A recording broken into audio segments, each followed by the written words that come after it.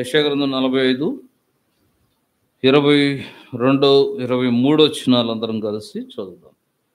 Page number 608, యెషయా గ్రంథం 45, 22, 23 వచనాలు అందరం కలిసి చదువుదాం. భూదిగంతముల నివాసులారా, నా వైపు చూచి రక్షణ పొందుడి. దేవుడు నేనే, మరే దేవుడు లేడు. నా ఎదుట ప్రతి మోకాలు వంగునని, ప్రతి నాలుకయు నా తోడని ప్రమాణం చేయనని నేను నా పేరట ప్రమాణం చేసి ఉన్నాను. నీతి గల నా నోటి మాట బయలుదేరి ఉన్నది, అది వ్యర్థము కానది. ప్రార్థన చేద్దాం. ప్రేమగల తండ్రి, సమయంలో కనికరించండి ఆయన. మరొకసారి మీ పిల్లలకు పాదంతకు వస్తున్నాం. ఈ సమయాన్ని మా కొరకు ఆశీర్వాదకరంగా చేయండి ప్రభా. ఏమైనా మేము నేర్చుకుంటూ సహాయం చేయండి. మీకు వేరుగుండా ఏం చేయలేము నాయన, ఒప్పుకుంటున్నాం. ఈ సమయం మాకు దీవెనకరం చేయండి. మీరే మమ్మల్ని దర్శించి మాతో మాట్లాడుతున్నామని యేసుక్రీస్తు ఘనమైన నామమున ప్రార్థించి అడిగి వేడుకొనిస్తున్నాం తండ్రి, ఆమేన్. మరి యెషయా గ్రంథం 45, 22లో మనం ఏం చదువుతున్నామంటే, భూదిగంతముల నివాసులారా, నా వైపు చూచి రక్షణ, నా వైపు చూచి, లుకింగ్ అండ్ టు జీసస్. యేసు వైపు చూడాలి, నా వైపు చూడండి. బైబిల్లో మనం జాగ్రత్తగా చూసినప్పుడు దేవుని వైపు మానవుడు ఎందుకు చూడాలంటే, 3 కారణాలతో మనుష్యుడు దేవుని వైపు చూడాలి. లేదా ఒకవేళ దేవుని వైపు చూడడంలో మానవుడి జీవితంలో 3 రకాలుగా చూడాలి. 3 రకాలైన చూపు. దేవుని వైపు చూడడమే, కానీ 3 వేరు రకాల చూపు. దేవుని వైపు చూడడంలో 3 different types of looking and to God. దేవుని వైపు చూడడంలో 3 విభిన్నమైన విధానాలు. మొదట ఎందుకు చూడాలి మనుష్యుడు అంటే, ఇక్కడే యెషయా గ్రంథం 45, 22లో దేనికి చూడమంటున్నాడు? రక్షణ పొందడానికి చూడాలి. Looking an to God for salvation. రక్షణ కొరకై చూడాలి కదా. ఇది ఒక పాపి దేవుని వైపు చూడడం గురించి మాట్లాడుతుంది. ఒక పాపి అయిన మానవుడు దేవుని వైపు చూస్తే మనుషుడిని దేవుడు రక్షిస్తాడు కదా. రక్షణ కొరకై ఆయన వైపు చూడడం మొదటి చూపు. రెండోది, బైబిల్ దేవుని వైపు చూడమని ఎందుకు అంటుంది? హెబ్రీలకు రాసిన పత్రిక 12వ అధ్యాయం. హెబ్రీ 12వ అధ్యాయం మొదటి 2 వచనాలు. హెబ్రీ 12 మొదటి 2 వచనాలు తీసినోడు చదవండి. మేఘం వలె మనలను ఆవరించున్నందున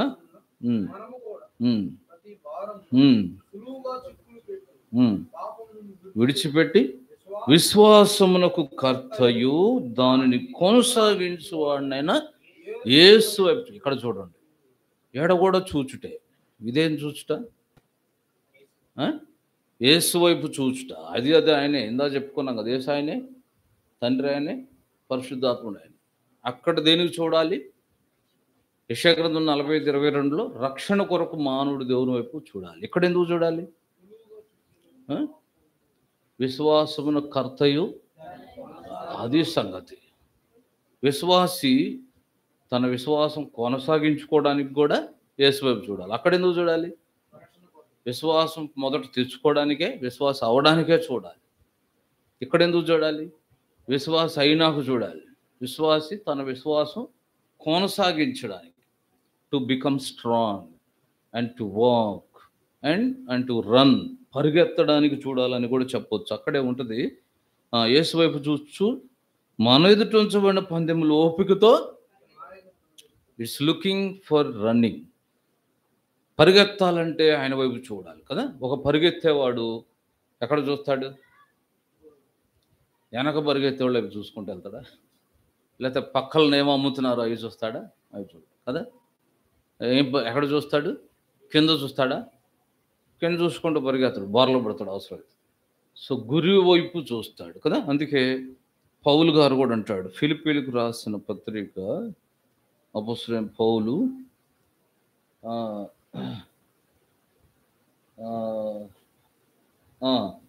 14వ వచ్చిన 3వ అధ్యాయం, ఫిలిప్పీ పత్రిక 3వ అధ్యాయం 13, 14.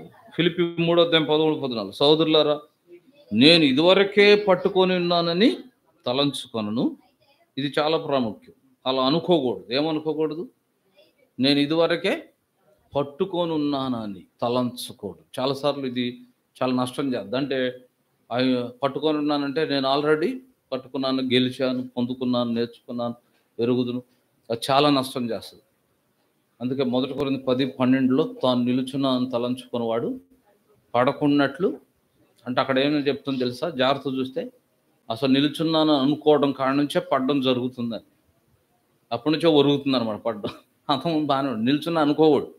సరే, ఐ హ్యావ్ క్యాచ్డ్, నేను పట్టుకున్నాను, నేను గురి చేరాను, నేను నేర్చుకున్నాను, నాకు తెలుసు. ఎప్పుడు కూడా నేను నేర్చుకోవాలి. I have to learn.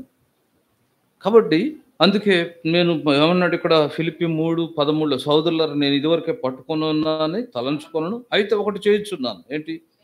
వెనుకను మరచి ముందున్న వాటికి వేగరపడుచు 14 క్రీస్తు యేసునందు దేవుని ఉన్నతమైన పిలుపున కలుగు బహుమానం పొందవలనని. ఏడకెళ్తున్నాడంట? ఆ మాట చూడండి, ఏడకు పరిగెత్తున్నాడు. సో అందుకే హెబ్రీ 12లో ఈ పరిగెత్తేది ఏంటి? ఇది ఎటు చూసేది? హెబ్రీ 12:2 చూసేది దేనికి చూసేది? గురి యొద్దకు చూసేది, విశ్వాస చూసేది. అంతకుముందు రక్షణ కొరకు ఎవరు చూడాలి? పాపి చూసేది. చూసారా? It's looking of sinner. అది పాపి చూడాల్సింది. ఇది హెబ్రీ 12:2లో ఒక రక్షించబడే విశ్వాస చూడాల్సింది. విశ్వాసానికి కర్త వైపు చూడాలి, గురి వైపు చూడాలి, గమ్యం చేరడానికి చూడాలి. ఇంకో చూపు గురించి బైబిల్ చెప్తుంది. ఇంకోటి ఉంది. అదేమి చూపు? 1 యోహాను రాసిన పత్రిక, ద 1 John 3rd chapter, 1 యోహాను రాసిన పత్రిక 3వ అధ్యాయం. ఇది కూడా మొదటి 2 వచ్చినాలు. 1 యోహాను రాసిన పత్రిక 3వ అధ్యాయం మొదటి 2. ఇక్కడేముంది? మనం దేవుని పిల్లలమని పిలువబడినట్లు తండ్రి మనకెట్టి ప్రేమను అనుగ్రహించిన చూడుడి, మనం దేవుని పిల్లలమే. ఈ హేతు చేత లోకం మనల్ని ఎరగదు, ఏలైనగా అది ఆయన్ని ఎరగలేదు. ఇప్పుడు చూడు 2వ వచనం. ఇప్పుడు ఎందుకు? ప్రియులారా, ఇప్పుడు మనం దేవుని పిల్లలమైనాం, మనం ఇంకా ఏమోదుమో అది ఇంకా ప్రత్యక్షపరచబడలేదు. కానీ ఈ మాట చూడండి, ఆయన ప్రత్యక్షమైనప్పుడు ఆయన ఉన్నట్టుగానే ఆయన చూతుము గనుక ఆయన పోలి ఉందమని. ఇది కూడా చూడడమే, ఆయన చూతుము. ఇదేం చూడడం? It's final looking. ఒక మాట చెప్పాలి, చివరిగా చూసేది మానవుడు ఎప్పుడు? మహిమలో ప్రత్యక్షమైనప్పుడు ఆయన ఉన్నట్టుగానే ఆయన చూద్దాం. చూసారా? అంటే కంప్లీట్ లుకింగ్, అసలు ఒరిజినల్ లుకింగ్, అసలైన దేవుని చూడడం కదా. రేపు అసలు దేవుణ్ణి కలుసుకునే ఆయన అందుకే దీన్ని ఒక మాట వాడతాడు కొరింథీ పత్రికలో పౌలు. దీన్ని చక్క ఇంకో మంచి పదం పెడతాడు. 1 కొరింథీ 13వ అధ్యాయం 12వ వచనం చూడండి. 1 కొరింథీ 13:12 వచనం చూడండి. 1 కొరింథీ 13 ఆ మాట చూడండి. ఇప్పుడు అద్దంలో చూచినట్లు సూచనగా చూచున్నాం. ఇప్పుడు క్రైస్తవుడు విశ్వాస చూపు ఇప్పుడు అద్దంలో చూసినట్టు చూస్తున్నాం ప్రభువుని. అప్పుడు అంటే రేపు ప్రత్యక్షమైనాక ప్రభు, ఇందాక యోహాను పత్రికలో అన్నాడు కదా, ఆయన ప్రత్యక్షమైనప్పుడు ఆయన ఉన్నట్టుగా ఆయన్ని రేపు ఆయన కలుసుకున్నాక అప్పుడు ఎలా చూస్తామంటే ఇక్కడ అంటున్నాడు ముఖాముఖిగా చూతు. ఆ మాట చూడండి, ముఖాముఖి. మంచి పదం వాడాడు పౌలు ఇక్కడ. అక్కడేమన్నాడు యోహాను పత్రికలో? యోహాను ఆయన ఉన్నట్టుగానే ఆయన ఉన్నపాటున అసలు. అందుకే దేవుడు ఒరిజినల్గా అంటే పిక్చరల్కి కూడా ఒరిజినల్గా ఎలా ఉంటాడు అనేది ఈరోజు పూర్తిగా తెలియదు. అందుకే యోబు అంటాడు, దేవుని గురించి మనుషుడికి ఎంత తెలిసినా ఏం తెలిసినట్టు గుసగుసలే విన్నామంటాడు. గుసగుస ఇప్పుడు ఎవరన్నా ఎవరి గురించి అని చెప్పుకుంటాను, మనం ఏంటంటే చాలు ఏం లేదు అంటుంటారు, ఏం తెలియదు. చివరికి అది ఏంటో తెలియదు మనకు కూడా. ఏదో అంటున్నారు, ఏదో అర్థం కాదు, నా గురించి ఏమైనా ప్లాన్ చేస్తున్నారు ఏంటంటారు. అంటే ఎంత మించి పూర్తిగా ఏంటో తెలియదు. అది దేవుని గురించి మనుషుడికి వెల్లడి చెక్కమైంది ఏదో ఎంతవరకు బయలుపోవచ్చో అంతవరకే బయలుపోచ్చాడు. పూర్తిగా దేవుడు ఎలా ఉంటాడు అది రేపు ఆయన కలుసుకున్నాక ఆయన చూస్తాం. అందుకే పౌలు ఈ 1 కొరింథీ 13:12 ఆ మాట రాస్తూ చక్కగా ఏమన్నాడు? ఇప్పుడు ఏమో అద్దంలో చూసినట్లు చూస్తున్నాం, అప్పుడు అంటే రేపు ముఖాముఖిగా చూస్తాం. కింద కూడా చూడు, ఇప్పుడు ఇప్పుడు కొంత మట్టికే ఎరుగున్నాం, అప్పుడు నేను పూర్తిగా ఎరిగిబడిన ప్రకారం పూర్తిగా ఎరుగుదాం. అందుకే 13 అంటాడు, కాగా విశ్వాసం, నిరీక్షణ, ప్రేమ, ఈ 3 నిలుచును, వీటిలో అదే సంగతి. ప్రేమ కలిగి ఉంటే ప్రభువుని చూస్తావు. రేపు ముఖాముఖిగా చూస్తాం. ఇప్పుడేమో అద్దంలో చూసినట్లు చూస్తాను. కొంత మటుకు అంటే లేఖనాల ద్వారా దేవుని స్వభావం ఎరుగుతావు. ఇప్పుడు రేపేమో అసలు ఉన్న పాటున చూస్తావు. ఎందుకంటే అసలు ఆయనలాగా మనమే ఉంటాం, మనమే ఆయనలాగా ఉంటాం, ఆయన పోలి ఉంటాం, అంతే కదా. అందుకే పౌలు 1 కొరింథీ 15 అంటాడు, ఇదే కొరింథీ 15 ఏమన్నాడంటే 50 వచ్చి 1 కొరింథీ 15:50 ఏమంటున్నాడు, సహోదరులారా నేను చెప్పుందేమనగా రక్త మాంసములు దేవుని రాజ్యమును గుర్తుపెట్టుకోండి. ఈ శరీరంతో ఎవరు రేపు దేవుని కలుసుకోరు. ఈ శరీరంతో ఎవరు కలుసుకోరు, అర్థమైందా. రక్త మాంసాలు పైకెళ్ళు, కానీ మరి ఏం జరుగుతాయి అక్కడ అంటున్నాడు చూడు, శైతాన్ ఏది రక్త మాంసాలు దేవుని రాజ్యం స్వతంత్రించుకున్నారవు, అక్షయతను అంటే ఈ శరీరం క్షయమైంది, ఇది అక్షయతలోకి వెళ్ళదు. ఇదిగో మీకు ఒక మర్మం తెలుపుచున్నా, ఏంటి, మనమందరము నిద్రించం కానీ ఒక నిమిషంలో రెప్పపాటున కడబూర మ్రోగగానే మనమందరము మార్పు, అది ట్రాన్స్ఫర్మేషన్, మార్పు చెందుతాం. సడన్గా మార్పు చెందుతాం. కొంతమంది అదేంటి బైబుల్ అందుకే నమ్మశక్యం కాదు, బైబుల్ నమ్మలేదు అంటారు. కానీ ప్రతిదానికి ఎవిడెన్స్ ఉంది తెలుసా. వీడియో ఉంటే మీకు ఏది చూపించవచ్చు. ఫర్ ఎగ్జాంపుల్, చేతాకోక సిలుక ఎక్కడి నుంచి అవుతుంది, దానికి ముందు ఎలా ఉంటుంది, అది గొంగళపురి. చూడు, ఎవరైనా చదువుకునే పరిజ్ఞానం లేనప్పుడు ఈ గొంగళి పురిగే ఇదంటే ఎవడైనా నమ్ముతాడు. 2 దగ్గర అరబాకు చెవిలో పువ్వు పెడతాను అంటాడు కదా, ఇంకెవడికని చెప్పు అంటాడు, అని నమ్మలేడు, అర్థమైందా. చూడండి, ఒక ఇత్తనము ఒక లేత మొక్క 2 చూపించి ఇదే ఇదంటే ఎవడైనా నమ్ముతాడు. ఇతనమే ఇదంటే ఆ ఇతనం తీసుకుని మళ్ళీ నేస్తాడు, ఎట్ట కనపడ్డాడు అంటే ఇదే ఇదని నమ్మలేము. చూడు ఎంత భిన్నమైన, చూసారా, అట్లా ఉంటాం. రేపు పూర్తిగా దేవుణ్ణి పోలి ఉంటాం.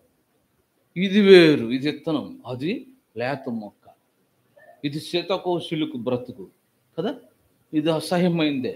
ఇక్కడ అన్ని నొప్పులు, బాధలు, సమస్యలు, దిగులు, చింతలు, సాయంత్రానికి వివులేవు. ఒక్కోసారి ఎట్లుంటుంది తెలుసా, బయట నుంచి ఇంటికి వచ్చాం అనుకో, ఇంటి భార్య సరుకులు కావాలంటది, పిల్లడు ఫోన్ చెడిపోయింది, అది బాగా చెప్తానంటాడు, కూతురు అది కావాలంటది.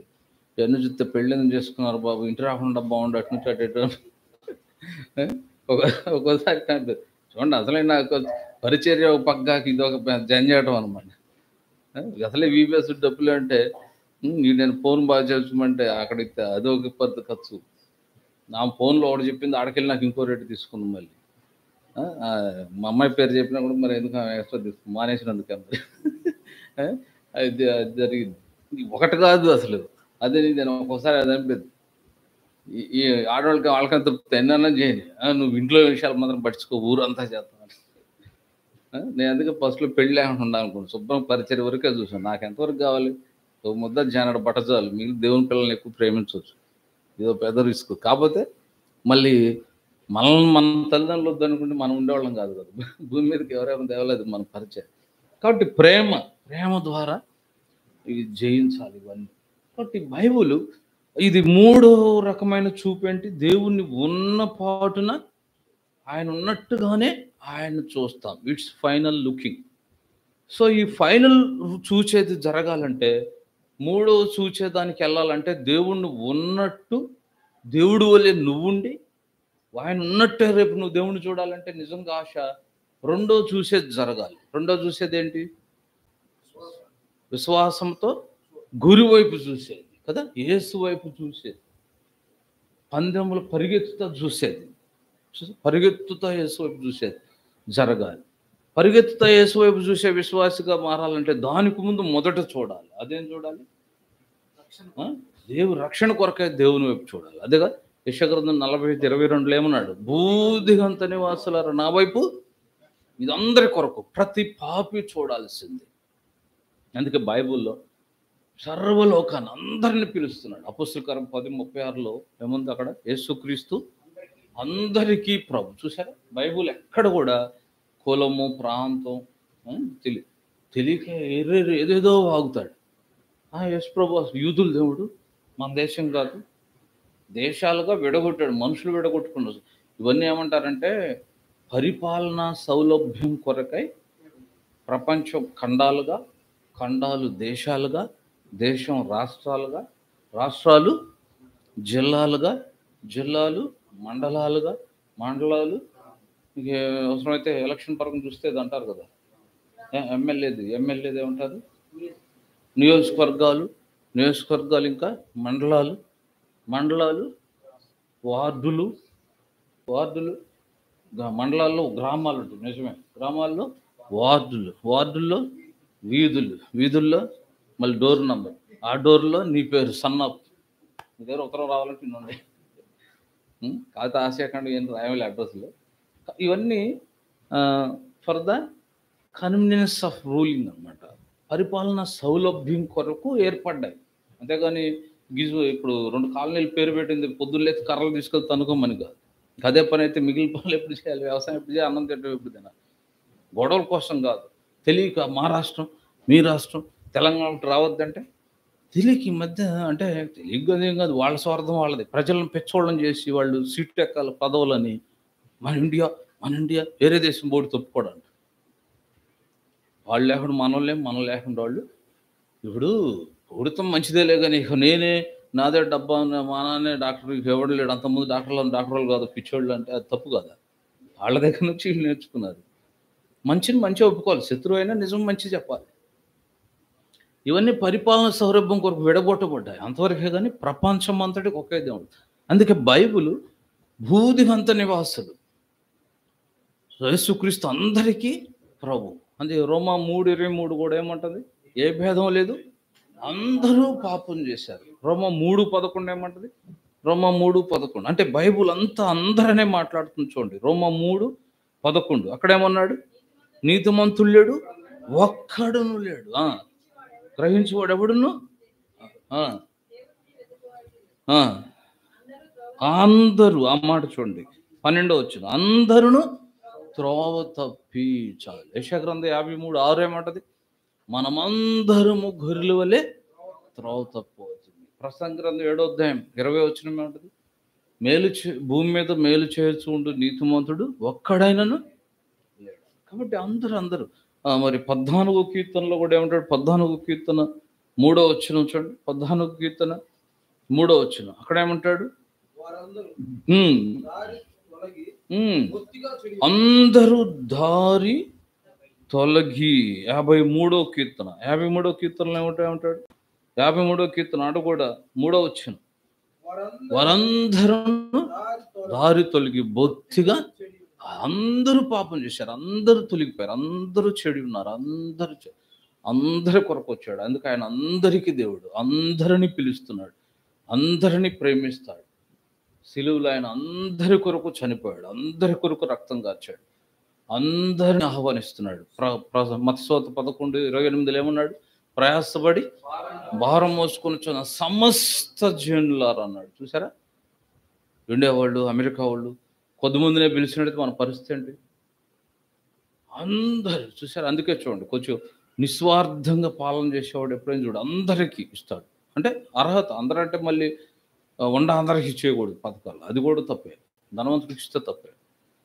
అంటే ఒక అర్హత, ఒక స్కేల్, ఫైనాన్షియల్ స్కేల్ పెట్టి కరెక్ట్గా ఇచ్చారు అందరికీ. అందుకే దేవుడు మెయిన్ బైబుల్ అందరికీ అందరని మాట్లాడింది. కానీ బైబుల్ కొందరికి కొందరు రండి, కొంతమందినే పిలుస్తున్నా, కొందరికి దేవుడు, ఇది మనుషులు కల్పించిన తప్పు. యేసు ప్రభు అనగానే ఏదో ఫలానా వాళ్ళకు కాదు, తెలియక అసలు కొందరు బుద్ధిహీనులు, రక్షించబడ్డారు లేదు తెలియదు, రక్షించబడి అంటారు మా వాళ్ళు, మేము ఫలానాలే అండి, ఇంకా అదేనా, అటైతే అటే పోతాం నరకానికి.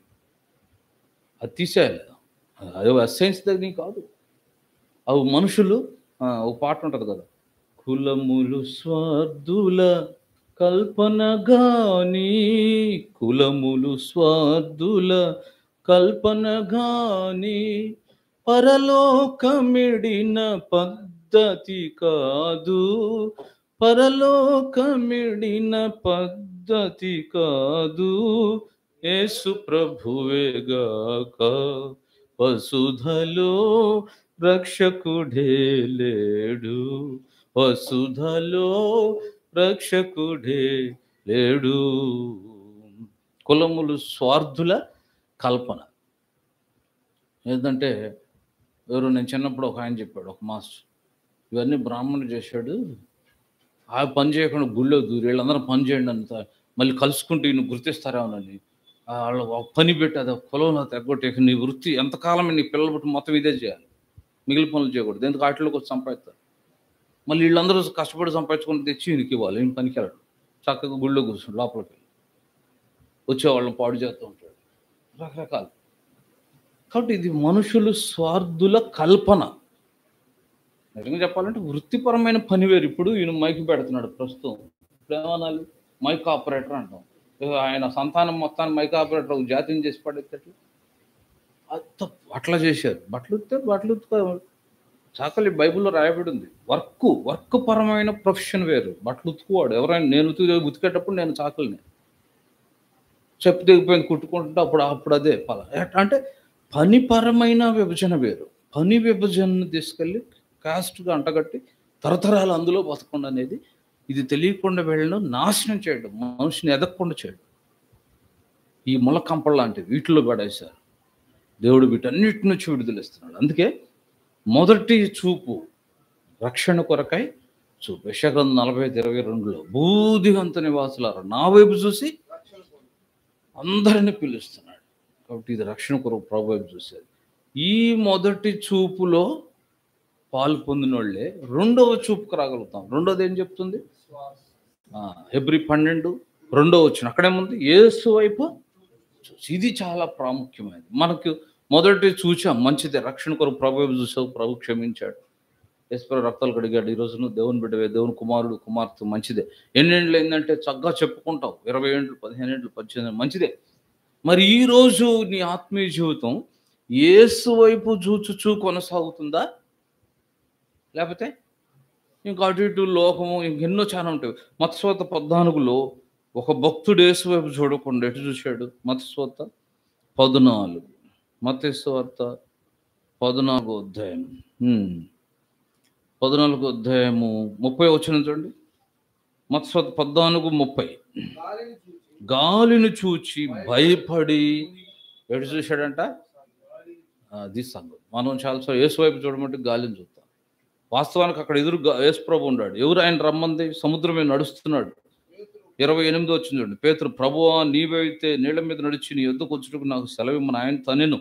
ఆయన రమ్మనగానే పేతురు దోణి దిగి యేసునొద్దకు వెళ్ళుటకు నీళ్ల మీద నడిచాను, కానీ అప్పుడు దాకా యేసు వైపు చూస్తున్నాడు, బాగానే నడిచాడు. గాలి ఉంటుంది, అది ఎప్పుడు వినపడుతుంది, అది మామూలే. ఏందా సౌండ్ అంటుంది, అటు చూసి ఏడ మునిగిపోతుంది. చూసారా? చూడడం ఎప్పుడైతే when your seeing is diverting, నువ్వు చూడడం ఎప్పుడు పక్కకు మళ్ళిందో మునిగిపోతావు. అది చాలాసార్లు మన ఆత్మీయ జీవితంలో కూడా ప్రభువును, వాక్యాన్ని, విశ్వాసం, నిరీక్షణ, ధైర్యం ఇవి ఉండవు. మనం ప్రభువుని చూడం. ఒక్కొక్కసారి అంటే ఆత్మీయ జీవితం అంటేనే, అంటే నా జీవితంలో అర్థమైంది, అవిశ్వాసం విశ్వాసం యొక్క సంఘర్షణ రెండు కలబడుతుంటాయి, రెండు పోరాటం ఉంటుంది, పాము ముంగిసలాగా. అప్పుడప్పుడు విశ్వాసం గెలుస్తుంది, అప్పుడప్పుడు అవిశ్వాసం గెలుస్తుంది. కానీ అవిశ్వాసంలో నిలిచి ఉండకూడదు, దాడి చేస్తుంది, అవిశ్వాసం దాడి చేస్తుంది. చూడు, ఒక్కోసారి అంత ఎదిగిన వాళ్ళు కూడా, ఏలియా లాంటి వాడే అంటాడు, ఇక జాలనై తీసుకో, ఇక ఆమె యజబెల్తో పడలేకపోతే సారి చంపేద్ది, ఆమె చంపేక ముందు నన్ను తీసుకుంటాడు. చూసి నిరుత్సాహం గురవుతాడు. దేవుడు దూతను పంపి రొట్టె దర్శించి మళ్ళీ ధైర్యపరిచి ఇంకా ఉంది నీకు లైఫ్ అంటాడు.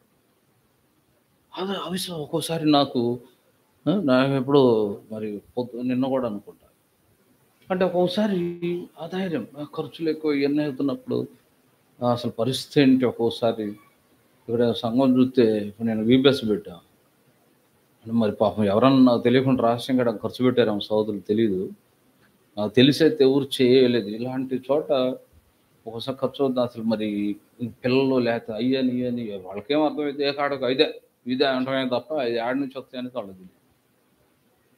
ఎవరి వాళ్ళు పిల్లలకి గుంజుకునేది వాళ్ళు గుంజుకుంటే ఆమె గుంజుకుంటుంది. ఇంకా ఎత్తానే ఉన్నా కూడా మా ఏమంట పట్టదు కానీ లెక్కలేదు అది అంట. ఇచ్చేది హ్యాండ్ ఉండి తేవాలి. ఇది పొలం రైతు నా మీద దున్నుతున్నాడ ఎట్లుంటుంది. ఒక్కోసారి అధైర్యం పరిస్థితి ఏంటి మరి ఏదో అందరితో పాటు కొట్టుకుపోయి ప్రసంగంకి వెళ్ళాలంటే కాసేపు పట్టదు. నేను ఉన్న విషయం నిజంగా అది అసహ్యం కాదు. నాకు ఒక వారం టైం ఎక్కువ అనమాట. ప్రసంగం పోవడం ఒక వారం టైం అనేది ఎక్కువ. పెద్దవాళ్ళందరూ తెలుసు. అంత కూడా నాది 2 రోజుల్లో ప్రసంగానికి వెళ్ళిపోగలను ఏడకని. ఆ లైఫ్ కూడా చూశాను కూడా. నెలకు అంటే కొంతమందికి ఆటం కలుపుకుంటాం. నెలకి 50,000 జీతం లాగిస్తే ఒక్కసారి వర్కౌట్ విజిటింగ్ చేస్తే 40వ తారీఖులో 50,000 వచ్చాయి. ఏం చేయాలో అర్థం కాదు కానీ అసలు అది నాకు అసహ్యం వేసింది. అది జీతగాడుకు కాపర్ కాడ కానీ అవన్నీ విడిచి ఇట్లా వచ్చినప్పుడు ఒక్కొక్కసారి వివేస్ మీ మేలు కొరకంటే ఒక ఆయన ఓట్లు పోతా అంటాడు, ఒక ఆయన మాంసం కోయాలంటాడు, ఒక ఆయన మా అమ్మాయి ముట్టు బాత్రూమ్ పోయింది కడగాలంటాడు. చిన్న చిన్న విషయాలు ఉన్న కొద్దిమంది ఎంత బాధ్యతగా ఉండొచ్చు. ఇప్పుడు ఆదివారం ఒక్కోసారి ఇది పరీక్ష కోసం వస్తుంది. ఓట్లు కూడా ఆదివారం రావచ్చు ఒక్కోసారి. ఇంకా మన సోమవారం వచ్చింది. ఆరాధన చూసుకున్నాక వెళ్ళకూడదా? రేపు ఉదయం వెళ్ళకూడదా? కొన్నిసార్లు మధ్యాహ్నం నుంచి వెళ్ళి కూడా ఓటేసే వాళ్ళు ఉంటారు కొంచెం దగ్గర అయితే. నా ఉద్దేశం ఎవరో చెప్తున్నా, మనకు ఒక పట్టుదల ఉండాలి. మందిరం పోవడం రాత్రి ఒక తమ్ముడు వారం అంతా ఉంటాడు, సాయంత్రం వచ్చి నేను ఊరికి వెళ్తున్నాను అంటాడు. సరే పాపం ఎప్పుడన్నా వస్తుంది అనుకో. ఒక్కోసారి మనం చెప్పలేం నిజంగానే అవసరం అయితే దాన్ని ఎవరు కాదనలేదు. ఇప్పుడు వెళ్ళి సెంటర్ కూడా చూసుకోవాలి. ఇప్పుడు మనకి ఇప్పుడే సెంటరే కానీ మాకు కూడా ఏడో ఏ సెంటర్ చూడాలి. ఇప్పుడే ఏదో మనం చూసేది ఎందుకు ఓట్లోప్పుడు మనం చూసేది వాళ్ళే పట్టుకెళ్తారు కదా. కావాల్సిన వాళ్ళే వచ్చి రెండు ఆటో పెట్టమంటారా అంటుంటారు. ఎందుకంటే కావాలి వాళ్ళ కోటు మన ఒకటి వాళ్ళే పెడతారు. అని నా ఉద్దేశం దేవుని సన్నిధి కొరకైనా గ్రహించలేదు. ప్రభు వైపు చూడు, రక్షణ కొరకు యేసు వైపు చూసావు మంచిదే. నీ పరుగు లోకంలో ముగించాలంటే ప్రభువునందు యేసు వైపు చూడాలి. విశ్వాసమున కర్తయు దాన్ని కొనసాగించు. యేసు వైపు చూడకపోతే అధైర్యం, కలవరం. తెలుసా ఒక్కోసారి కలవరం వస్తుంది. ఏంది మళ్ళీ నాలో దేవుని ఆత్మ ఏమంటో తెలుసా? దేవుడు నాకు ఎక్కువ ఇలా నేర్పించాడు. నువ్వు ఆల్రెడీ నడిచొచ్చిన దినాలే చాలా ఎక్కువ ఉన్నాయి. అంటే ఒక నది దాడుతున్నావు అనుకో, ఆల్రెడీ 30 వంతు దాటొచ్చావు, తీరం దగ్గర ఉందనుకో, అప్పుడు ఎటు చూడాలి? వెనక్కి చూస్తే భయం వేస్తుంది, ఇదంతా దాటాలని. ఎదురు చూస్తే ధైర్యం వస్తుంది. ఇంకా కాసేపు చాలా దాటొచ్చావు అంటే నాకు దేవుడు ఇటు నేర్పాడు. చాలా దాటొచ్చావు, ఇది కూడా చూడవచ్చు సార్, ఎన్ని దాటవు. వీటన్నిటిలో దేవుడు నేను నడిపించలేదా? నేను సహాయం చేయలేదా? నేను విడిచిపెట్టానా? ఈ కాతులు ఎందుకు కంగారు పడదు? చివరికి వచ్చింది. ఇప్పుడు అంటే నా లైఫ్ కూడా చివరికి వచ్చింది. ఏ రోజు పోతానో తెలియదు. ఆల్రెడీ స్టంట్ వేసారు, కొండ బెజ్జం పడింది, ఓటుకొండ జాగ్రత్తగా కలుగుతుంది, ఎక్కడ విడిపోద్ది, ఎప్పుడు బాగుంది తెలియదు. ఆల్రెడీ చాలా దూరం నేను నడిపించినప్పుడు ఇంకెన్ని రోజులు తెలియదు, దానికి ఎందుకు కంగారు పడతావు? నిజమే. కాబట్టి దేవుని వైపు చూస్తే, యేసు వైపు చూస్తే మన పరిస్థితుల్లో ధైర్యము, పురికొల్పు, నిరీక్షణ, ఇవన్నీ ఆనందం అన్నీ వస్తాయి. పరిస్థితులు. అందుకే నేను ఎప్పుడు ఈ మాట చెప్పేవాడిని, పరిస్థితుల వైపు చూసినా కలవరం వస్తుంది, ప్రజల వైపు చూసినా నిరుత్సాహం వస్తుంది. తెలుసా? కొంతమంది వైపు చూస్తే పురికొల్పు రావచ్చు, కానీ భక్తులను కూడా కొంచెం లోతుగా చూస్తే నిరుత్సాహం వస్తుంది. మళ్ళీ ఎవరిని కూడా ఎక్కువ లోపల చూడకూడదు. అందుకే హెబ్రీ 11వ అధ్యాయంలో విశ్వాస వీరులు పట్టి చెప్పి 12వ అధ్యాయంలోకి వచ్చేలేక ఎంత గొప్ప సాక్షి సమూహం మేఘం వల్ల మనల్ని ఆవరించుండా వీళ్ళ వైపు చూడొద్దు అన్నాడు. వీళ్ళ వైపు చూడమని చెప్పదు. హెబ్రీ 12:2 ఏమన్నాడు? ఇంతమందిని చెప్పాం, అబ్రహాము, ఇస్సాకు, హనోకు, వీరులు ఉన్నారు, ఏలియా, సంసోను, వాళ్ళ వైపు చూడొద్దు. చూస్తే ఏమైతే తెలుసు? వాళ్ళల్లో కూడా లోపం కనపడి నువ్వు మునిగిపోతావు. ఇప్పుడు మత్తు తాగాలనుకున్నాడు ఏం అంటాడు తెలుసా? నోవహు ద్రాక్ష తోట వేసి ద్రాక్షను తాగాడు, తప్పేట్టు అంటాడు. అంటే అలా మునిగిపోయే అవకాశం ఉంది. అబ్రహాం కూడా ఇంకొక ఆమెను ఉంచుకున్నాడు కదండి. ఇట్లా వాళ్ళ వైపు చూస్తే వాళ్ళ బలహీనతలు అవి. అలా చేసి ఎలా దెబ్బతిన్నారో దానికోసం రాశాడు. అంతేగాని లోతు అలా చేయమని కాదు.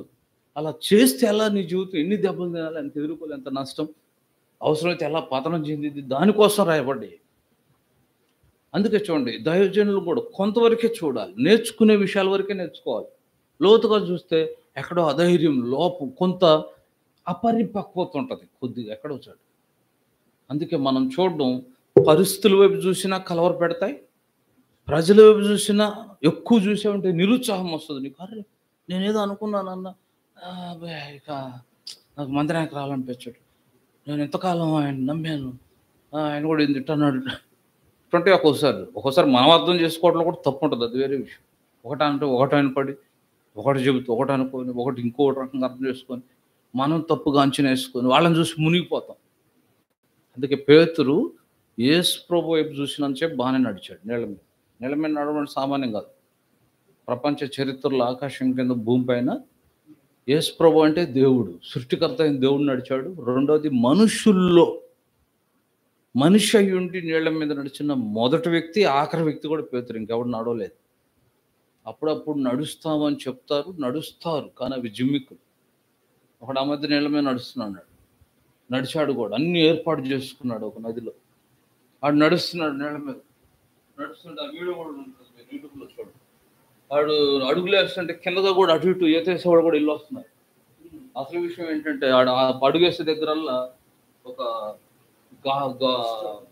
అద్దం లాంటి పదార్థం, గట్టివి అవి ఫైబర్ అద్దాలు ఏదో వాటితో స్టాండ్ ఏర్పరిచాడు. అవి అక్కడ నీళ్ళ మీద ఆడికే కనపడదు, కాళ్ళు కరెక్ట్గా దూరపళ్ళందరూ కనపడదు. మళ్ళీ అందులో ఏతేసేవాళ్ళు అటు ఇటు మధ్యలో వెళ్తున్నారు కదా, ఎందుకు ఎక్కడ పెట్టాడు అటు మీద అడుగేస్తాడు, అటు మధ్యలో ఉండి వెళ్తారు. అదంతా ప్లాన్ అన్నమాట. ఇట్లా జిమ్మిక్కులు చేయాల్సిందే కానీ ప్రపంచ చరిత్రలో నీళ్ల మీద నడిచిన మొట్టమొదటి ఆఖరి వ్యక్తి కూడా పేతురు. అది యేసు ప్రభు వైపు చూస్తే సాధ్యం. పక్కెప్పుడు చూశాడు, మళ్ళీ ఏమైంది చూడు, అదే పేతురు, అదే నీళ్లు, అదే సముద్రం, అదే గాలి, అదే సమయం, అదే అందులోనే పక్క గాలి వైపు చూసేందుకు మునిగిపోయాడు. యేసు ప్రభు వైపు చూస్తే నడిచాడు. చూశారు, అదే క్రైస్తవ జీవితం అంటే. దేవుని వైపు, వాక్యం వైపు, నీ గత పరిస్థితుల్లో ప్రభు సహాయపడింది, నడిపించింది అంతా చూసినప్పుడు దేవుడిచ్చిన వాగ్దానాలు ఇటువైపు చూస్తే నిన్ను మించి పడిపో, ఒరిగిపో, మునిగిపో, తీరం చేరిన దాకా నడుస్తావు. నువ్వు చనిపోయేంత వరకు, రేపు ప్రభువుని కలుసుకున్న దాకా నడుస్తావు. లేకపోతే ఏమాత్రం పరిస్థితులు నిరుత్సాహం ఉంటాయి మన చుట్టూ. ఎవరి వైపు చూసారా, ఒక్కోసారి ఇప్పుడు ఎక్కువగా చూస్తే భార్య భర్తతో కలిసి ఉండలేదు, భర్త భార్యతో కలిసి ఉండలేదు. ఏంటో నా జీవితం, మా అమ్మోళ్ళు ఇటు నేను అనుకుంటే చాలామంది కుటుంబాలు ఎట్లా ఉంటాయి, మా అమ్మోళ్ళు ఏం చేయండి ఇప్పుడు ఇచ్చారు, ఇక పడదు, తప్పదు అంటుంటారు. అది ఎక్కువ చూశారు, ఇక్కడ ఉండలేను అని వెళ్ళిపోతాడు. ఎట్లా అనుకోవాలంటే అందరికి ఇద్దాం ఉండే, ఎంతకంటే కొన్ని ఘోరంగా ఉండే, నీదే బెటర్ అనుకోలేదు. ఒకసారి నేను చిన్నప్పుడు రేడియోలో జోషి గారు చెప్పాడు, లేకపోతే ఆర్ఆర్ కిమూర్తి గారు, జోషి గారు చెప్పాడు, ప్రతి పురుషుడు అనుకోవాలంట ప్రపంచంలో నా భార్య అంత అందగతి ఇంకోటి లేదు అనుకోవాలి. అట్నే ప్రతి స్త్రీ అనుకోవాలి, ప్రపంచంలో నా భర్త అంత సౌందర్యవంతుడు ఇంకెట్లుండ, నల్లగొండ అంతే, మసిగొబ్బైనదే, కాకైనది సౌందర్యవంతుడు. అంటే నిజమే, ఉన్న దాంట్లో తృప్తిపడాలి. అందుకే నువ్వు ఏటు వైపు చూసినా మునిగిపోతావు, యేసు వైపు చూస్తే తీరం దాటుతావు. అందుకే మొదటి చూపు రక్షణ కొరకై దేవుని వైపు చూడాలి. రెండవది నీ విశ్వాస జీవితం నడిపించబడ్డానికి, మునిగిపోకుండా ఉండటానికి, ఓడిపోకుండా ఉండటానికి, పడిపోకుండా ఉండటానికి, జారిపోకుండా ఉండటానికి, లోకంలో కలిసిపోకుండా ఉండటానికి, అపవిత్రపరచబడకుండా ఉండటానికి, ఫెయిల్ అవ్వకుండా ఉండటానికి దేవుని వైపు, లేఖనాల వైపు, వాగ్దానాల వైపు. అందుకే అప్పుడప్పుడు ఎప్పుడు చూడండి, దేవుడిచ్చిన వాగ్దానాలు మర్చిపోవద్దు, అవసరమైతే రాసి పెట్టుకోండి. దేవుడిచ్చిన వాగ్దానాలు ఇంకా కుదిరితే ఇప్పటి దినాల్లో చాలా సౌలభ్యమైంది. చక్కగా ఇప్పుడు ఏదో వాల్ టెక్స్ట్లు ఉంటాయి కదా, ఇలాంటి ఎట్టగాలంటే అట్లా చేయించుకోవచ్చు, ఈజీగా డిజిటల్ వర్క్ వచ్చింది. ఎవరైనా పిల్లలు ఇలాంటి కంప్యూటర్ తెలిసిన వాళ్ళతో నీ వాగ్దానం దానికి తగ్గ పిక్చర్ చేయమని చేస్తారు, చేసే వచ్చిన వాక్యాలు అవి చేయించుకోండి. దేవుడిచ్చిన వాగ్దానాలు మించింది లేదు, జ్ఞాపకం ఉంచుకోండి. డబ్బులు కూడా చాలా, వాటి విలువ 2000 రూపాయల కాగితం కూడా చాలదు, లక్షల కోట్ల డబ్బు, వెండి. అందుకే దావీదు అంది, వేల కొలది వెండి బంగారు నాణ్యముల కంటే నువ్వు ఇచ్చిన ధర్మశాస్త్రం, నీ వాక్యం నాకు ప్రాముఖ్యం. వాటి వైపు చూడండి. నాకు అప్పుడప్పుడు అది కాదే, నీవు నమ్మిన యెడల దేవుని ఈ ప్రాంతానికి రావడానికి కూడా ఒక అంటే సాహసపు ఆ విషయాలు విడిచిపెట్టి వచ్చేటప్పుడు దేవుడు అప్పటికే చాలా విషయాలు మాట్లాడాడు. మళ్ళీ సిస్టర్తో పంచుకుంటా, ఆమె పిల్లలు ఇప్పుడు ఎదిగారు, ఇప్పుడు కాలేజీలు ఖర్చు ఎక్కువ, ఇప్పుడు తినేవాళ్ళు లేరు, అప్పుడు తినలేదు, ఎప్పుడైనా తింటారు, వాళ్ళు ఏదో అంటుంటారు ఆడు, అప్పుడు తినేవాళ్ళు ఇప్పుడు తినేవాళ్ళు, అప్పుడు కట్టలేదు ఇప్పుడు కట్టాలి, అప్పుడు ఇప్పుడు చదువులు, ఇప్పుడేంటి.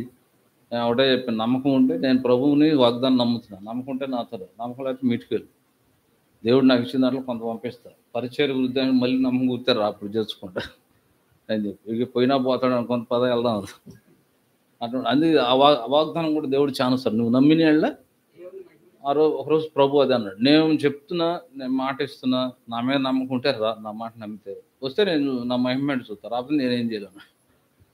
నిజంగా నేను అంతా కొట్టుకుపోతే మళ్ళీ అందులో నెమ్మది లేకుండా ఈ పాటు పోయేవాడిని వాళ్ళు అరేంజ్మెంట్. అప్పటికే హార్ట్ స్ట్రోక్ వచ్చిన దానికి కారణం వాళ్ళ పరిస్థితులు. లేకపోతే ఒక రకంగా అంటే అంత హార్ట్ రావాల్సినంత కష్టపడింది, అంత అలాంటివి కూడా ఏమి లేవు. కాబట్టి అది సరే ప్రభు అని నమ్ము. చాలామంది ఇప్పటికి అర్థం కాదు, చాలామంది అదే అంటారు, అసలు ఏమి లేకుండా చనిపోయి ఎట్లా ఎందుకంటే ఈ రోజులు కరెక్ట్ కాదండి. నేను కూడా ఒకప్పుడే తెలియక 10 ఏళ్ళు అంటే రన్నింగ్ అయితే ఫ్యామిలీ అనుకున్నాను. ఇప్పుడు రోజుల్లో 10 ఏళ్ళలో ఫ్యామిలీ రన్ అయ్యేది అనేది కూడా కుదరదు. ఇద్దరు పిల్లలు, భార్యాభర్తలు, ఒకవేళ అచ్చం భార్యాభర్తలు ఇద్దరే ఉంటాయి అని తెలియదు, కానీ 10 ఏళ్ళు అయ్యేది కాదు. తేలిక ఎంత కాదన్న 20-30 ఏళ్ళ రూపాయలు, అందులో టౌన్లో. కాబట్టి ఆశ్చర్యంగా ప్రభు పిలిచాడు. మరి అసలు తర్వాత అసలు మీ కృష్ణలో అనుకున్నప్పుడు ఎవరు లేరు, నేను మా ఆవిడే, పిల్లలు కూడా అప్పుడు ఆడే చదువుతున్నా. ఒక అమ్మ మా బాధ చూడలేక మరీ పాస్టర్ ఇద్దరే ఉండే, ఎవరు లేరు అనుకుంటూ వస్తుంది. నేను ఏంటమ్మా మా బాధ్యతలోకి వస్తున్నాయంటే అక్కడ ఎలాంటి ఇల్లు అన్న, కాదులే ఎవరన్నా వచ్చి నాకు వెళ్తాడు అంటే ఎవరు లేరని వస్తుంది అనమాట. అయినా కూడా అద్దె కట్టడంలో ఫస్ట్ తారీఖు ఎప్పుడు దాటనివ్వలేదు. మొన్న ఇక్కడ కూడా అద్దె కట్టాడు, డిసెంబర్ 31నే ఆయనకు అద్దేశారు. ఆయన అందుకే ఈ రోజుకి ఏం మాట్లాడు. కాబట్టి అప్పుడు మా పక్కన ఒకళ్ళిద్దరు భార్యాభర్తలు, వాళ్ళకి పిల్లలు లేరు, వాళ్ళు అద్దె కట్టలేక నన్ను అడిగేవాళ్ళు. మా సంగతి అసలు సంగతి తెలియదు అనుకుంటే వీళ్ళకి ఆడరావని, వాళ్ళు ఏదో ఇతరు బట్టలు ఎత్తడానికి పర్లేదు అనుకుంటున్నాడు. సరే నా బండి మీద ఎక్కించగలి ఏటీఎం దగ్గర చాలాసార్లు కనిపించారు. మళ్ళీ ఎప్పుడో వచ్చినప్పుడు మరి ఇద్దరు జాబ్ చేస్తారు. నాకు అదే ఒక్కోసారి ఆశ్చర్యం వేస్తుంది, ఎంప్లాయీస్ లాంటి వాళ్ళు ఇద్దరు జాబ్ చేస్తూ పిల్లలు లేకుండా అద్దె కట్టలేక మమ్మల్ని ఏంటి, మాకు ఏ జాబ్ లేదు, ఏ పనికి వెళ్ళాం అంటే. ఒక్కోసారి నిజమే అనుకోవచ్చు, ఒక మొత్తం కొత్త చెప్పట్లేదని. మండవాళ్ళు కూడా ఒక ఆయన అదే ఉన్నాడు, లేదండి మీకు ఆయన చూస్తే నేను చెప్పండి అంటాడు. ఆయన కూర్చున్నాడు, ఇంకా అంతకంటే ఏం చెప్పాను, నీకు ఏమైనా అనమాట వెళ్ళి బ్యాంకులో అడుగు, అకౌంట్ ఏమైనా ఉంటే అందులో ఏమంటే నువ్వే తీసుకొని చెప్పి. ఒకవేళ మీ సంస్థ నుండి పంపిస్తారు. సంస్థ ఎలాంటిదంటే అన్ని సంస్థలు వేరు, ఎబ్రోహం సంస్థ వేరు. ఏడు అవసరమైతే వాళ్ళు వస్తే ఖర్చే, కానీ మనకు పిలిస్తే పేటలో కోళ్ళు ఇవి వేయాలి, ఇవన్నీ మళ్ళీ కవర్ అనేది ఖర్చే తప్ప ఇచ్చేది ఏముండదు. అంటే ఒకప్పుడు ఏమన్నా పాత దినాల్లో అలాంటిది కొంత ఉందని విన్నాను భక్సింగ్ గారు అయితే. కానీ తర్వాత అదేం లేదు, ఎవరిని పిలిచినా ఎవరు వచ్చినా ఖర్చే, కానీ అన్ని రకాలుగా ఇచ్చేయాలి. ఏదో ఇక్కడ కష్టపడుతున్నారు, చిన్న పరిచర్య చెయ్యేద్దామని అనుకునేది 1000లో కూడా 1,00,000లో ఒకళ్ళు ఉంటారని తెలియదు. అయితే ఎవరు లేకపోతే నేనుండాలని నాకు దేవుడు నేర్పింది. అది మ్యాక్సిమం అక్కడ వెళ్తే దేవుడు నాకు ఇచ్చింది ఏదో ₹1 నేను ఖర్చు పెడతాను. కాబట్టి ఇది విశ్వాసంతో కూడింది. అందుకే ఏ విశ్వాసమైన కర్తయు దాన్ని కొనసాగించేవాడైనా యేసు వైపు చూస్తూ నడిస్తేనే కంటిన్యూ అవుతుంది, లేకపోతే పడిపోతావు, మునిగిపోతావు. పేతురు యేసు వైపు చూస్తూ చెప్పు నీళ్ళ మీద నడిచాడు.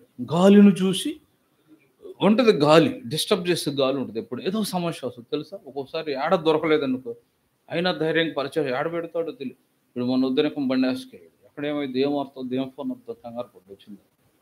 లైసెన్స్ లేదు, ఈ మధ్య రూల్స్ స్ట్రిక్ట్ చేశాడు. లైసెన్స్ లేదు, తల్లిదండ్రులకు కూడా చేయడు అసలే. అది బ్రేకులు పడుతుంది, ఆడ ఢీ కొట్టాడు, ఏమైనా దెబ్బలు పడ్డాయి. మళ్ళీ పిల్లలు వద్దన్న ఎలా చేసి ఏదైనా తేడా పడదు కానీ చెప్పగా మమ్మల్ని వాళ్ళు అట్లా అంటారు. ఆడ హాస్పిటల్ కూడా ఏమైంది ఏంటి, అదో టెన్షన్. కాబట్టి ఈ పరిస్థితుల వైపు చూసినా, ప్రజల వైపు చూసినా కలవరం వస్తుంది, నిరుత్సాహం వస్తుంది, ముందుకు వెళ్ళలేవు. ఇవన్నీ ఉంటాయి, గాలి ఉంటుంది, కానీ యేసు వైపే చూస్తారు. అందుకే రెండవది గమ్యం చేరడం కోసం యేసు ప్రభు వైపు చూడాలి. అందుకే పౌలు చక్కని మాట వాడాడు ఫిలిప్పీ పత్రికలో, కింద చదివి ఎటు చూస్తున్నాడు, గురి వైపు. 2 మాటలు అంటాడు, ఏమన్నాడు, వెనకున్నవి చోట్ల ముందున్న దాని వైపే చూస్తున్నా అన్నాడు కదా. వెనక ఉన్నవి మరిచి గురి యుద్ధకే వెళ్ళడానికి ప్రభు వైపు చూడాలి. ఎన్ని ఉంటామంటే మన చుట్టూ సమస్యలు పక్కకు దోసుకొని ప్రభు ఏదో మార్పు చేస్తాం, ప్రభువుని హత్తుకొని ముందుకెళ్తుంటాం. ఎప్పుడైతే ఈ రెండవ విశ్వాసంతో ప్రభువును చూసేది కొనసాగుతామో అప్పుడు మూడవ చూసేదాన్ని చేరుకుంటాం. మూడోది ఏమని చూసాం? ప్రభువుని ఉన్నది ఉన్నట్టు ప్రభు అసలు ఎంత గొప్ప ధన్యతండి. ఇంకో విషయం తెలుసా? ప్రపంచంలో మనుషులందరిలో రుచుల్లో అభిరుచుల్లో అన్నిట్లో వ్యత్యాసాలు ఉన్నాయి. కానీ ఒకటి మాత్రం అందరికి ఉంటుంది. ఏది? దేవుని చూడాలనేది. అంటే ఎట్టా కనపడక వద్దంటున్నాడేం కానీ దేవుడు ఒకవేళ కనపడతాడు, చూపిస్తాను చూస్తా అంటే అసలు మనం అనకముందే అడిగేది అదే, దేవుడిని చూపించు అంటాడు. ఒకటి దేవుడు అంటే దేవుడు ఉన్నపాటు ఉన్నట్టు దేవుడు చూడడానికి ప్రతి హృదయం సంతోషిస్తుంది. అందుకు ఒక భక్తుడు అన్నాడు, ప్రతి మానవ హృదయం యొక్క అడుగుల్లో ఒక ప్రశ్న ఉంటుంది. ఏంటంటే నా దేవుడు ఎవరు అని ఒక క్వశ్చన్ దాగి ఉందంట. ప్రతి మానవుని అంతరంగంలో ఎక్కడో డీపెస్ట్ వాయిస్, అది అర్థం కాదు మనం. అందుకే కదా ప్రతి ఒక్కరికి ఏమనిపిస్తుంది అంటే నేను ఎట్లా వచ్చాను. పిల్లలు కూడా చిన్నప్పుడు ఒకసారి తెలియదు, తల్లిదండ్రులు అడుగుతారు ఎట్లా పుట్టాను, వాళ్ళకే తెలియదు, వాళ్ళే చెప్తారు. నేను చిన్నప్పుడు మా అమ్మని నదివరికి వెళ్తే టెట్ అయ్యాను, ఇప్పుడు నాకు తెలియదు నేను పెరగడం ఏంటని మా అమ్మని అడిగి కన్నాగా ఆమెకు అంత తెలుసు అనుకున్నాను. హీరో అని తిరగతా ఏదో ఒకటి ఏం చెప్పొచ్చు, వీడు వదిలిపెట్టాను, నిద్రపోయేటోడు పెరుగుతారులే అయినా వదిలిపెట్టలు. మా చెల్లెలు నిద్రపోతే చూసాడు, కాళ్ళకల్లా అర్థం కావట్లా, తల్ల ఎంటుకల్లో ఏమైనా పెరుగుతున్నాయి అటు తెలిసి చూసాడు. అదే డౌట్లు ఎక్కువ అన్నమాట, ఏడ అర్థం కాదు. అంటే తర్వాత బైబుల్ దేవుడిని ఎరిగి నాకు యెషయా మొదటి 2వ వచనంలో ఏమన్నాడు, నేను పిల్లలను పెంచి చాలాసార్లు చాలా విషయాలు మనం సరిగా ఆలోచించి ఏముంది లేదు కొట్టుకుపోతుంది అనుకోండి. పెరగడం ఏంటి తెలుసా? నిన్న ఒక అమ్మాయి గురించి విన్నాను, ఏదో పేరు విల్లు వేసే దాంట్లో రాణించింది, ఇండియాకు పేరు తెచ్చింది, జమ్మూ కాశ్మీర్ సంబంధించిన మేరీ హోమ్ కాదబ్బాయి, 2 చేతులు లేవు ఆ అమ్మాయికి. 2 చేతులు ఈ చొక్కా లోపల ఎలాడుతుంటాయి, బుడ్డయి, అవి కూడా ఏదో సన్న ఇళ్ళు. ఇప్పుడు మావాడ బొడ్డోడు కంటే కూడా చిన్న ఇళ్ళు ఉన్నాయి, చేతులు ఊరికి ఎదగలేదు ఆ అమ్మాయి. ఏదో పేరు అనమాట, ఇండియాకు పేరు తెచ్చింది. చేతులు లేవు కానీ విల్లు పెట్టి గురి పెట్టడంలో ఒలింపిక్లో అందరి మీద గెలిచింది షూటర్గా. చేతులుండి నిన్నేమన్నా ఎందుకంటే మనకు ఆశ లేకపోవడం, తీవ్రత ఉంటే పట్టుదల ఉంటే కానిది లేదు, అది గుర్తుపెట్టుకోండి. చెట్లు ఎక్కిద్దంట కాళ్ళతోనే, చేతులు లేవు. మీ కాళ్ళు చేతులు అన్నీ బాగానే ఉండే, ఎక్కమంటే మీరే కదా నేను కూడా ఎక్కలే. మనమే ధైర్యం ఎందుకు వచ్చిన కూడా వద్దులే లేని ప్రయత్నాలు అంట. ఆమె చేతుల్లో అంటే అది చెట్టు ఎక్కిద్దంట కాళ్ళతో. చాలా చేసింది. ఇప్పుడు ఆయన ఎవరు, ఆమె అతను కూడా ఉన్నాడు కదా ఒక అతను, నిక్క ఏదో ఉక్కు మరి, నిక్కే కానీ ఉక్కు లాంటి వాడు మొత్తం. నీళ్ళల్లో కూడా ఇది గెలిచినట్టున్నాడు. షఫిలా సర్ఫింగా ఏదో పేర్లు రకరం పెడతారు, తెలుగులో చెప్పేది వాళ్ళు ఎందుకు మరి పేర్లు ప్రధాన. దీన్ని కూడా ఏదో పేరు పెట్టారు, విల్లేయడానికి కూడా ఏదో అంటున్నారు, ఆర్చ్ అంటే ఎందుకు ఆర్చింగ్ విల్లేసారు అనొచ్చుగా. మొత్తానికి వరల్డ్ వైడ్గా ఉండటం కొరకు యూనిటీగా ఇంగ్లీష్లో పెడతారు. అసలు ఆమె నిజంగా ఆ షూట్ చూస్తే అంటే ఆ బాణం ఆ విల్లు వరకు స్పెషల్గా చేయించారు ఆ అమ్మాయికి. మొత్తం చూస్తుంది నోటితో ఏదో నొక్కుతున్నట్టు అటు అంటున్నట్టు మొత్తానికి వెళ్ళిపోతుంది అంతే. బాణం చేతులు తీసేవాళ్ళు వేయట్లేదు, అన్ని కాళ్ళు బాగుంటుంది. కొందరు ఇంత దొన్నలా ఉండే రాళ్ళు పక్కకు కొడుతున్నారు. అది కసి, పట్టుదల. ఈ ఇన్స్పైరింగ్ విషయాలు కూడా కొన్ని తెలుసుకోవాలి. అలాంటివి చూసినప్పుడు అసలు మనం దేవుని కొరకు ఏం చేస్తున్నాం? మనం నిరాశలో అదే చేతులను అట్ట పెడితే మనం ఎలా ఉంటుంది తెలుసా? నిరాశలో బ్రతికేస్తాం, దేవుడిని నిందిస్తూ బ్రతుకుతాం కదా. దేవుడు నాకేంటి అందరూ పెట్టు, నేను ఎట్లా నమ్ముకోను అంకులు, దేవుడు నాకు ఎందుకు చేశాడు చెప్పండి. వాడు 2వసారి రాకుండా స్వార్థకుడు అడ్లేస్తాడు. ఎందుకు పెట్టాడు కాదు ఇక్కడ ప్రశ్న, ఇలా పెట్టిన దాంట్లో నువ్వు ఆయన కొరకు ఏం చేయాలో చేయాలి. పరిస్థితులు అందరూ నిన్ను ఎక్కడ ఉంచాలో కరెక్ట్ అయిన పరిస్థితుల్లో ఉంచాడు. నన్ను అడిగితే నాకు చాలా సార్లు అర్థమయ్యేది కాదు. బేదల దని లాంటిది ఏంటి బైబుల్, బేదలు మంచిదని ఎవరు అనుకోరు కదా అనుకున్నాను. చాలా మంచిది. చాలా జీవితాలు పరిశీలించి నాకు చిన్నప్పుడు అనిపించేది. బేదల దగ్గర ప్రేమ ఉంటది, దయ ఉంటది. ఆ! కనీసం పవిత్రత ఉంటది. తెలుసా? డబ్బు లేక కూడా కొన్ని చెడ్డ వాటికి వెళ్ళరు. పబ్బులకి వెళ్ళరు వీళ్ళు. సరే వెళ్ళే బుద్ధి ఉందేమో కానీ డబ్బులు లేకపోయినందువల్ల కూడా వెళ్ళలేదు. విచ్చలవిడిగా డబ్బు ఉంటే ఎలా ఉంటది? ధనవంతులైన పిల్లల జీవితాలు చూడండి. ఎవరిని ఎత్తున పెడతారో తెలీదు. జీవితాలు ముందే పాడైపోయి ఉంటాయి. పవిత్రమైన పాన్పులు కాదవి. విచ్చలవిడితనం. అందుకే వాళ్ళ కుటుంబాలు, వివాహాలు నిలబడవాలి. ఎందుకంటే వివాహం ముందే ఫెయిల్ అయిపోయింది. పవిత్రత లేని జీవితాలు. అందుకే పేదలు ధనిలాగా. కాబట్టి మనకున్న పరిస్థితుల్లోనే నీ పరిస్థితులే మన పరిస్థితులు మనకు అవి చాలు, ఆటికే అర్హులం కాదు. వీటిల్లో ప్రభు కొరకు ఎలా జీవించాలో ఆలోచించాలి కానీ వీటిలో నిరుత్సాహంతో నన్ను దేవుడేంటి ఇలా ఉంచాడు, దేవుడేంటి నన్ను ఇక్కడ పెట్టాడు, దేవుడేంటి నాకు ఇట్లా ఆర్థిక పరిస్థితులు, వీటిల్లో దేవుని మహిమ కొరకు ఏం చేయాలో ఆలోచించు. లేని పరిస్థితులు ఆశించదు. అవసరమైతే వాటిలో తీసుకెళ్తాడు. ముందు ఉన్న వాటిలో దేవుని మెప్పించు. కాబట్టి అందుకే దేవుని వైపు చూస్తే ఒకరోజు దేవుణ్ణి ఉన్నట్టు చూస్తావు. ఆయన్ని పోలి ఉంటావు, ఆయన లాగా మారుతావు, ఆయన్ని కలుసుకుంటావు.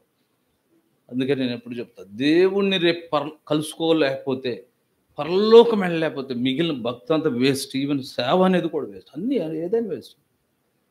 అది బైబిల్ పట్టుకోవడం వేస్ట్. పరలోకం పోగొట్టుకునే కాడకి నీ భక్తి వేస్ట్ అన్నమాట. ఈరోజు చాలామంది దాని వైపు చూడట్లేదు, దానికోసం సిద్ధపరచట్లేదు. ఈవెన్ బోధకులు కూడా ఏదో పాటల అవకాశాలు రండి, మీ కానుకలు ఇచ్చేయాలండి, మీరు రేపు ఏడకెళ్తే నాకు ఎందుకు అన్నట్లు ఉంది పరిచర్య. పరలోకం వెళ్ళకపోతే భక్తి వేస్ట్. ఇంకా అది ఏదైనా మతంలో ఉంటాం రైట్, మతం కూడా నరకానికి వెళ్ళేదే, ఇక్కడికి రాపైన వెళ్తాం. కనుక భక్తి ప్రభువుని నమ్ముకుంటే గమ్యం చేరాలి. దానికోసం మనం ప్రభువు అందుకే యేసు వైపు చూస్తూ బూదిగంత నివాసులు నా వైపు చూసి రక్షణ కొరకు చూడాలి, నీ రక్షణ కాపాడుకోవడం చూడాలి, రేపు ఒకరోజు ఆయన కలుసుకోవడం కొరకు కూడా ఆయన వైపు చూడాలి.